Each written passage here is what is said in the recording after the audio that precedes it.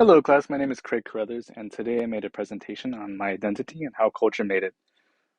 So we'll talk about my parents first. My mom was born in TJ, and she was raised there, while my grandparents were born in Michoacan and Jalisco. My mom moved to LA when she was a teenager, but then a few years later, she moved down here to San Diego with my older brother and sister. My dad was born all the way on the other side of America in New York City. My grandma was a Japanese immigrant that was born in Kyoto, Japan, who was always home and raised my dad and uncles, while my Scottish grandfather was a captain in the Navy and would spend long deployments overseas. They would move all over the country pretty frequently until they eventually settled here in San Diego. So, about me, I was born and raised here in San Diego, and I consider myself as mixed. Growing up, I was really disconnected from my Mexican culture, and I was a lot more in tune to my European and Japanese side. My mom is bilingual, and so speaking Spanish was not a necessity, but an option, and unfortunately, I chose the latter. But at the age of 16, I did choose to become closer with the culture that I had neglected. I was able to fall in love with the Mexican culture and surrounded myself with the music, film.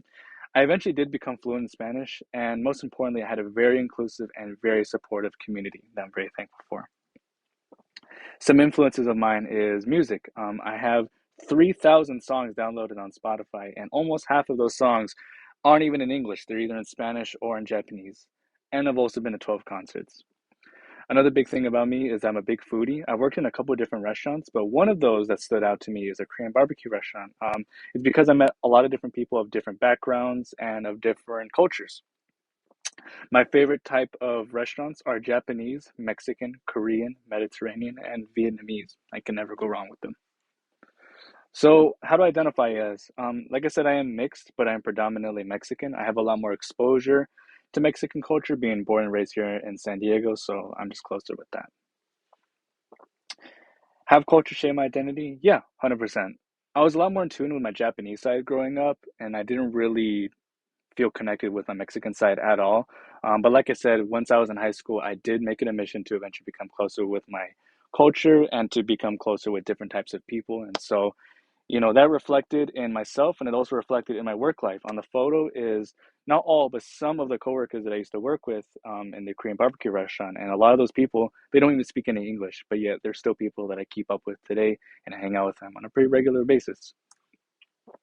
These are two people who have influenced me. On the photo on the left is my cousin Julian. Technically, he's my nephew by blood, but we're 2 years difference in age, so I just say that he's my cousin. I don't have any younger siblings, so he was kind of the second best option to that. And so we have a lot of the same childhood memories. And so I can always go to him for any type of advice or if he needs to listen. Um, I can always trust in him, and I'm very thankful for him for that. The photo on the right is my mom, and I'm very thankful for her. She's influenced me in so many different ways to become a better person and to strive to be a better man, and I'm very thankful to her for that. So here's a movie that's really influenced me. It's Blood In, Blood Out. It's kind of an older movie, but it does take place in the 1970s in East Los Angeles. It's a story about three brothers, and one of them is Miklo. He's a half Mexican, half American. His main problem in life is that he isn't viewed as a Mexican in his community because of his white skin.